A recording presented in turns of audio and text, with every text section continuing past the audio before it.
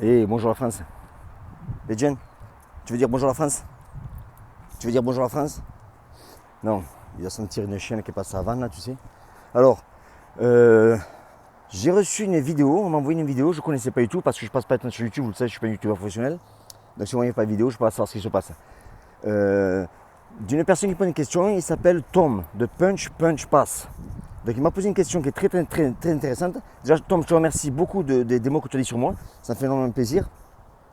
Donc je vous invite à regarder sa chaîne YouTube, Tom Punch Punch Pass.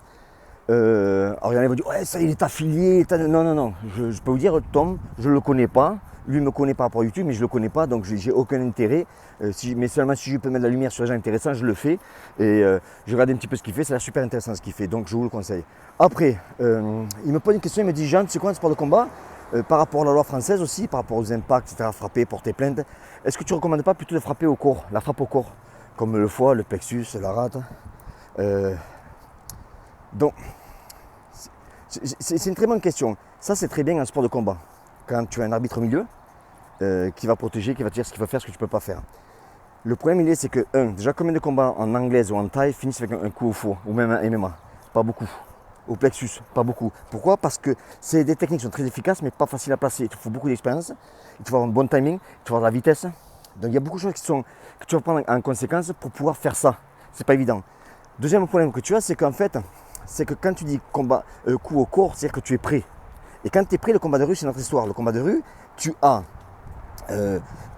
tiré les cheveux, les doigts dans les yeux, tu as craché, tu as mordre, tu as le coup de tête, tu as plein de choses qui arrivent, tu vois.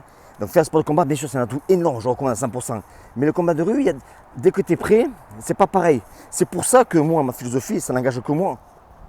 J'ai un périmètre de sécurité autour de moi. Quand le gars il rentre ce périmètre-là, il ramasse.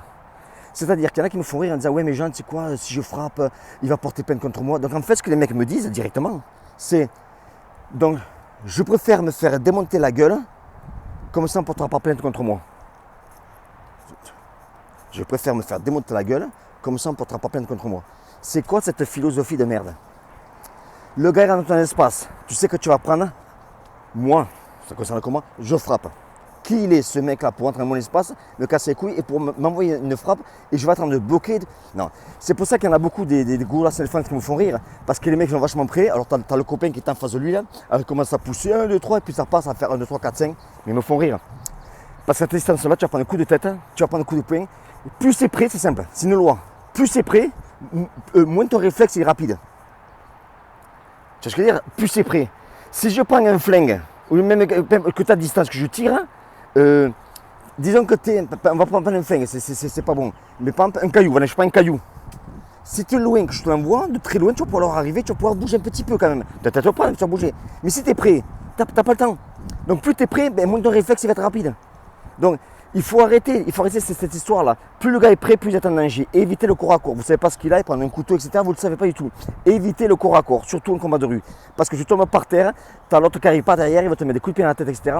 Tu vas ramasser. Le combat démarre par 1 et il finit par 10. Quoi. Donc voilà pourquoi le corps à corps. Je ne dis pas que le coup au foie n'est pas bon, loin de là, il marche, mais encore une fois, il n'y en a pas beaucoup. Le timing, il faut que ce soit parfait, ta technique, il faut que ce soit parfaite. Tu as beaucoup de choses qui viennent en conséquence pour prendre une bonne technique. Donc, la question est très bonne. Maintenant, moi, je dis au corps à corps, c'est pas bon parce que tu es prêt. Et quand tu es prêt, l'autre est prêt de toi. Donc, tu ne sais pas ce qui peut arriver. Donc, il faut à tout prix éviter le corps à corps, surtout en combat de rue. Il faut l'éviter à tout prix. Maintenant, il y en a qui me disent, ouais, mais Jean, tu sais quoi, tu feras un premier, tu le tapes au menton, au nez, à la tête, peu importe, à la tempe. Oui, il va porter plainte, etc. Mais qu'est-ce que je lui dise? Qu'est-ce que je voulais que je vous dise? Ben, faites-vous démonter la gueule, c'est tout. Et au moins, vous serez bien avec la loi. Voilà, tu rentres chez toi. Tu as les arcades éclatées, le nez éclaté, le menton complètement démonté. Chérie, tiens, j'ai ramassé grave. J'ai ramassé très grave, mais je suis protégé. Donc c'est à vous. Vous choisissez votre philosophie. Moi, je vous explique la mienne. Je ne dis pas qu'elle est bonne, c'est la mienne. Voilà. Ben, écoute, Tom, merci encore de ton support, j'apprécie énormément. Et puis, j'espère que j'ai répondu à ta question. Ciao.